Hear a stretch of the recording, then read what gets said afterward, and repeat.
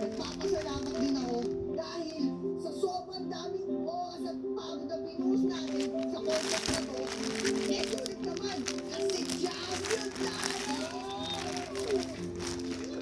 At syempre maraming salamat din kay Batas kasi kung dahil sa kanya, hindi mabubuo ang grupo natin at hindi tayo magiging champion. Yes! Hindi naman. Salamat din. Siyempre, salamat din po sa inyo. Sa inyo, salamat dahil sinuportahan nyo kami. Hindi lang yun, kasi inspired ako. Dahil nakita ko ulit ang anghel ng buhay ko! Teka lang ha, noong una akala namin guni-guni lang, hindi kami naniniwala. Pero maraming salamat na nandaan niya. Dahil hindi dahil sa kanya, champion tayo! Champion! Champion! Champion! Champion! Champion! Kumain ka na, kumain ka na.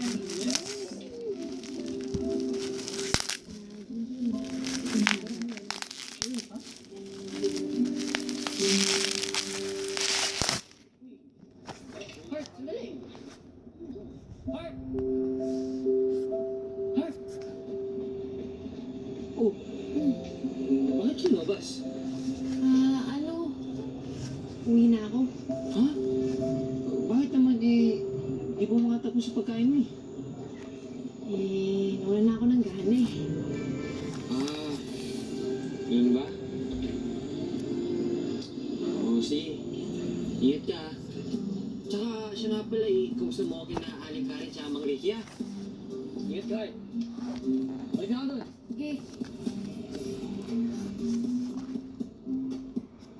Di man lang nag-effort na pigilan ako. Chuchu talaga. Pumasok ka na daw ba ulit sa school? Yes, Monday na. Excited ka na? Yes, pero medyo scared din. Oh, bakit naman?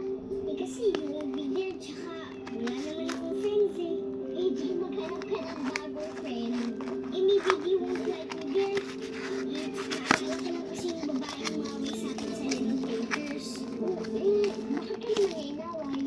I think she doesn't like me. Hindi ka pa kasi niya kilala. Pag nakilala ka na niya, magiging friends din kayo. Think so? Oo, no? Di ba nga dati ayaw mo sa akin? Pero tingin mo ngayon, mag-best friends na tayo. Bale, wag kang mag-alala. Tuturuan kita kung anong gagawin.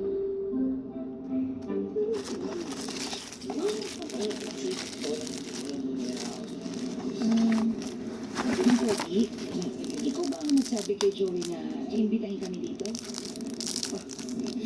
Hindi naman. Kasi, Hindi. Siguro naman natuwa lang siya. Nakita niya, masaya-masaya si Elsa, di ba, pagkasama si Princess. Kaya siguro, naisipin niya imbitahan na rin kayo dito. sana, magkaayos na si Ma'am Lala at si Joey. No? Sana. Joey.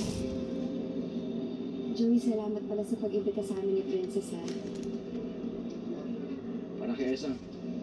Alam ko namang gusto kasama si Princess eh. Still, thank you. Joey, anytime pa.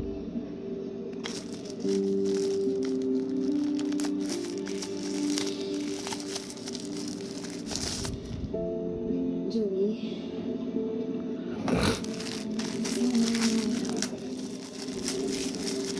Sana maayos na natin to. Sana kalimutan na natin yung nangyari noon.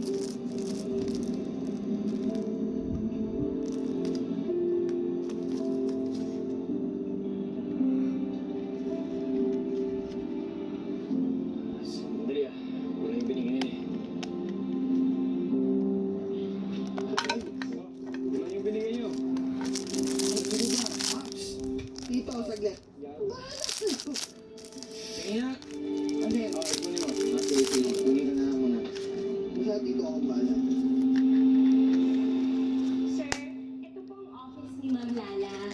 Kung may preferred po kayong look, sabihin niyo lang po sa akin para po ma-arrange namin para po mas komportable po kayo sa opisina niyo. Actually, hindi naman ako gagamit ng opisina to.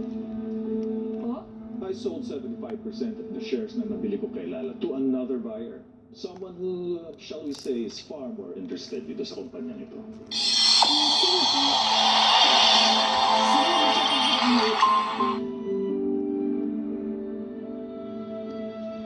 So, is this gonna be my new office? Ikaw?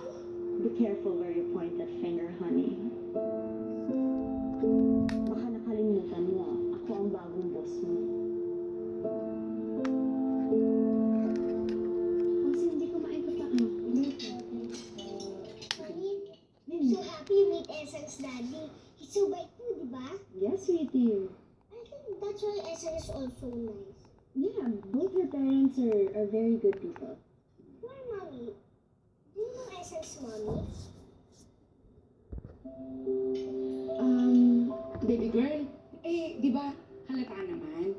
Kasi, kaya naging super bait itong si Esan, syempre malamang, parehong magulang niya mabait din. You're right, Yaya. Oo, I'm right. Oo, kain na kain. Mamaya na kain pa po. Cindy. Ang sarap lang. Maraming sa Hello, Jay. Pasensya na po, pero kailangan niyo pong malaman na may nangyayaring kaganapan dito sa opisina na wala kayong kaalam-alam. Sino nagde-decide ngayon? Yun nga, Mami. Nagdesisyon si Mr. Perez na ibenta. What do you mean? Binenta po ni Mr. Perez ang shares na Isadora.